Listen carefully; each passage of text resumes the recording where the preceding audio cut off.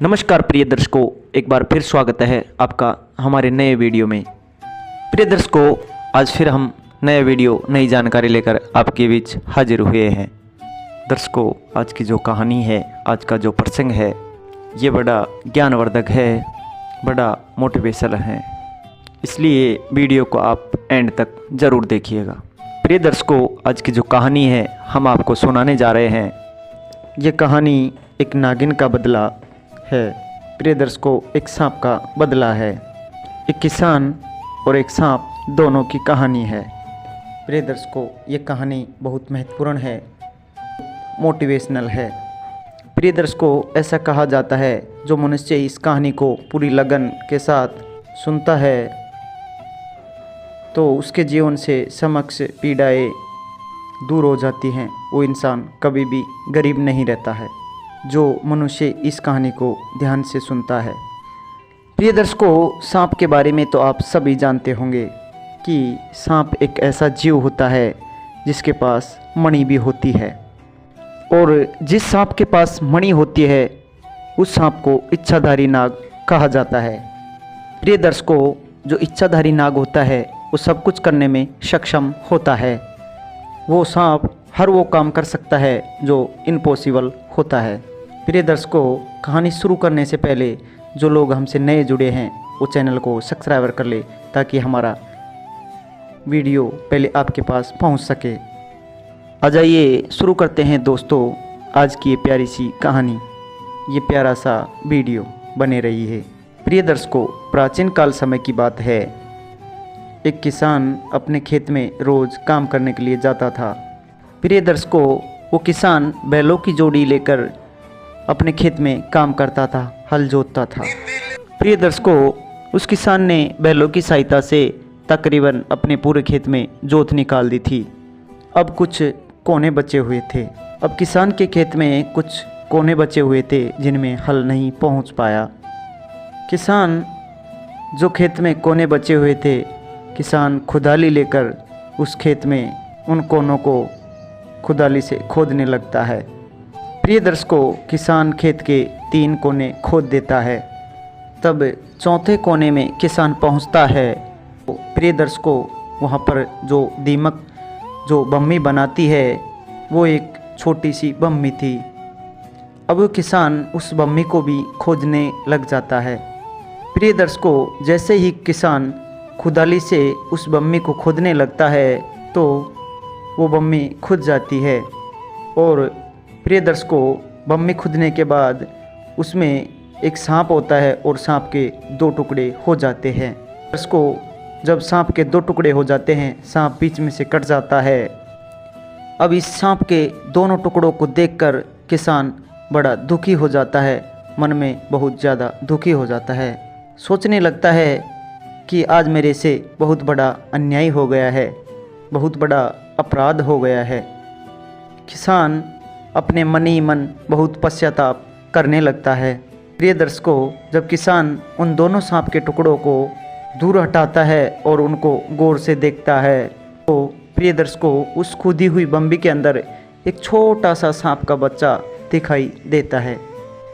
यह देखकर किसान और भी ज़्यादा दुखी हो जाता है। सोचने लगता है कि जो इसके अंदर ये सांप का बच्चा है ये इसी सांप का है, लेकिन ये सांप तो मर चुका है, ये कट गया है, इसके तो 2 भाग हो चुके हैं। वो सोचने लगता है कि अब इस सांप के बच्चे का पालन पोषण कौन करेगा। प्रिय दर्शकों, ये सोचकर वह किसान एक प्रतिज्ञा लेता है कि सांप का पिता का साया मेरी वजह से हटा है, इसीलिए मैं एक प्रतिज्ञा लेता हूँ कि सांप के बच्चे को मेरे बच्चे की तरह पालन पोषण करूँगा और इस सांप के बच्चे को अपने पुत्र की बात ही रखूँगा। प्रिय दर्शकों, यह सोचकर वह किसान उस सांप के बच्चे को घर ले आता है। घर ला करके अपनी पत्नी से कहता है कि प्रिय, यह सांप का बच्चा है और इसका पिता मेरे हाथों मारा गया, इसलिए अपनी गलती का पश्चाताप करने के लिए मैं इस सांप के बच्चे को अपने घर ले आया हूँ और इसका लालन पालन हम अपने पुत्र की भांति करेंगे। प्रिय दर्शकों, उस किसान के एक छोटा बच्चा भी था, उसका भी एक छोटा सा पुत्र था। अब किसान की पत्नी अब किसान की बात मान लेती है और वो भी राजी हो जाती है कि वह बहुत भोलेपन की थी, बहुत सीधी सादी थी। उसकी पत्नी कहने लगती है कि पिया जी, एक तो हमारा श्याम का पुत्र है और एक ये दूसरा हमारा सांप का पुत्र है। इस सांप के पुत्र को भी हम अपने पुत्र के समान ही रखेंगे, अपने पुत्र के भांति ही प्रेम करेंगे। जिस टाइम किसान के हाथों वो सांप मारा गया था, उसी टाइम वो किसान बम्बी को खोद रहा था। तब उस बम्बी में सांप और सांप का पिता था, वो नागिन नहीं थी। प्रिय दर्शकों, जब वो किसान उस सांप के बच्चे को घर ले आता है तो पीछे से वो नागिन आती है, बम्बी पर आती है। तो नागिन देखती है कि उसके पति के 2 टुकड़े अलग अलग भागों में बटे हुए हैं। ये सब देखकर नागिन बड़ी दुखी हो जाती है और मन ही मन में उदास हो जाती है। प्रिय दर्शकों, वह विलाप करती है, चिल्लाती है, लेकिन कुछ नहीं होने वाला था। प्रिय दर्शकों, अब वह नागिन उस बामी के अंदर घुसती है और अपने बच्चे का तलाश करती है। प्रिय दर्शकों, उस नागिन को उसमें उसका बच्चा भी नहीं मिलता है। अब वह नागिन और भी ज़्यादा दुखी हो जाती है, बहुत रोती है, चिल्लाती है, विलाप करती है, क्योंकि अब उस नागिन का पूरा परिवार ही नष्ट हो गया था, यानी कि उजड़ गया था। एक तो उसका पति मारा गया, दूसरा उसका पुत्र नहीं मिल रहा था।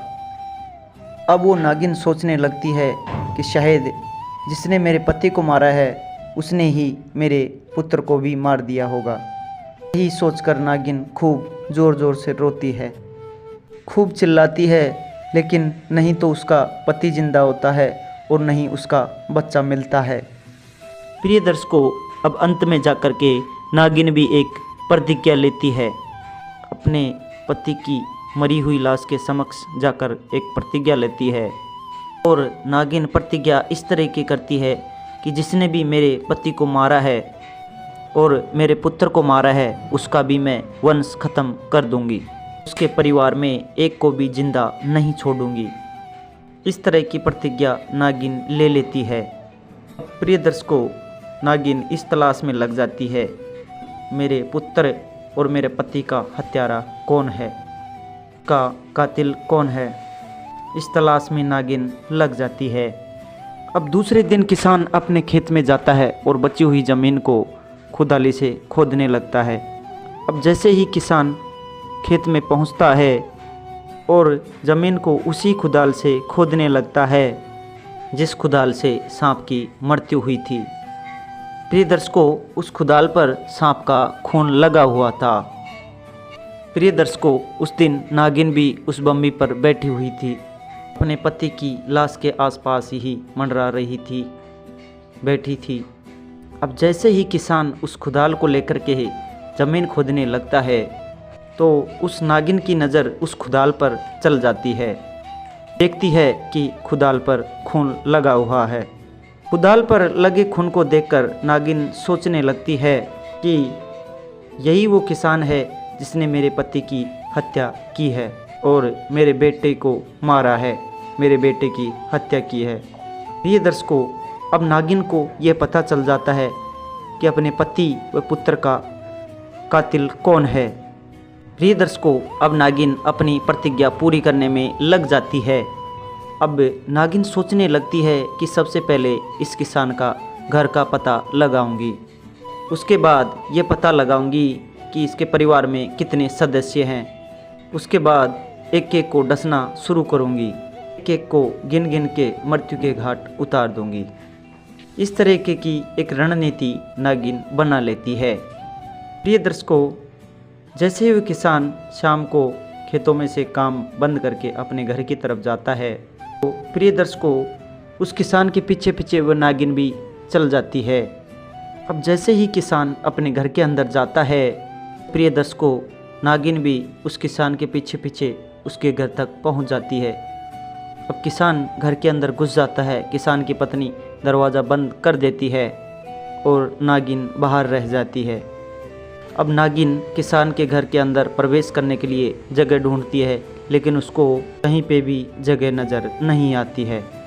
दर्शकों, पास में ही पड़े एक कूड़े कचरे में नागिन घुसकर बैठ जाती है और इंतज़ार करती है कि किसान कब अपने घर के दरवाजे को खोलेगा और कब मैं इसके घर के अंदर प्रवेश करूं। प्रिय दर्शकों, कुछ ही देर बाद उस किसान की पत्नी अपने घर के दरवाजे को खोलती है और कुछ काम के लिए चले जाती है।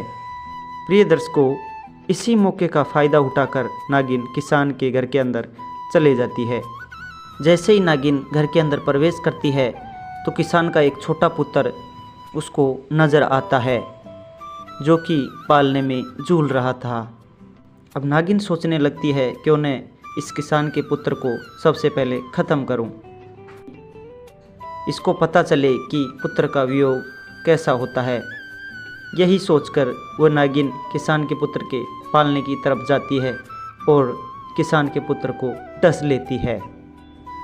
और प्रिय दर्शकों, किसान के पुत्र को डसने के बाद वह किसान के घर से बाहर निकल जाती है। जैसे ही वो नागिन किसान के घर से बाहर निकलती है तो किसान की नज़र उस नागिन पर पड़ जाती है। किसान देखता है कि कोई सांप मेरे घर से निकल कर गया है और किसान सोचने लगता है कि कहीं मेरे हाथों उस सांप की मृत्यु हुई थी, क्या उसी की नागिन है और ये मेरे घर तक आ गई है, तो इसका मतलब इसने मेरे पुत्र को डस लिया है। यह सोचकर किसान अपने पुत्र के पालने की तरफ जाता है। प्रिय दर्शकों, तभी किसान की पत्नी भी आ जाती है और वो भी उस नागिन को अपने घर से बाहर निकलते हुए देख लेती है। उसकी पत्नी भी सोचने लगती है कि इस नागिन ने ज़रूर मेरे पुत्र को कोई ना कोई नुकसान पहुंचाया है। तो प्रिय दर्शकों, किसान की पत्नी भी अपने पुत्र के पालने की तरफ दौड़ती है। दोनों पति पत्नी अपने पुत्र के पालने की तरफ दौड़ते हैं और पुत्र को जाकर के देखते हैं कि उनके पुत्र को नागिन ने डस रखा है। अब प्रिय दर्शकों, किसान और किसान की पत्नी चिल्लाते हैं, विलाप करते हैं और अपने पुत्र को गोद में उठा लेते हैं और इधर उधर भागने की कोशिश करते हैं। सोचने लगते हैं कि किसी राज्य वैद्य से इनका उपचार करवा दे, लेकिन प्रिय दर्शकों, अब रात्रि के समय कोई राज्य वैद्य नज़र नहीं आता है। प्रिय दर्शकों, उस ज़माने में कोई हॉस्पिटल नहीं थे, ऐसी चिकित्सा व्यवस्था नहीं थी, सिर्फ वैद्य ही हुआ करते थे। प्रिय दर्शकों, कुछ ही देर में किसान के पुत्र के जहर चढ़ जाता है। यूं ही जहर चढ़ता है और किसान के पुत्र के मुंह से झाग निकलना शुरू हो जाता है। आंखें नीली पड़ जाती है, पूरा बदन नीला पड़ जाता है। धीरे धीरे किसान के पुत्र के प्राण फकेरू उड़ जाते हैं और वो ख़त्म हो जाता है। दोनों पति पत्नी खूब रोते हैं, चिल्लाते हैं, लेकिन अब क्या होने वाला है। प्रिय दर्शकों, अंततः किसान अपने पुत्र का दाग संस्कार कर देता है और अपने दिल पर एक पत्थर मारकर विश्वास करता है कि नागिन ने अपना बदला पूरा कर लिया है। उसके पति के बदले मेरे पुत्र की जान ले ली है, इसीलिए नागिन का बदला पूरा हो चुका है। अब मैं नागिन के पुत्र को ही अपना पुत्र समझूंगा और हम दोनों पति पत्नी उस नागिन के बच्चे को ही पालेंगे, उसके साथ ही अपना जीवन व्यतीत करेंगे। तो प्रिय दर्शकों, ये था नाग नागिन का बदला। दोस्तों, अगर आपको हमारा वीडियो अच्छा लगे तो लाइक शेयर करके ज़रूर बताएं। धन्यवाद।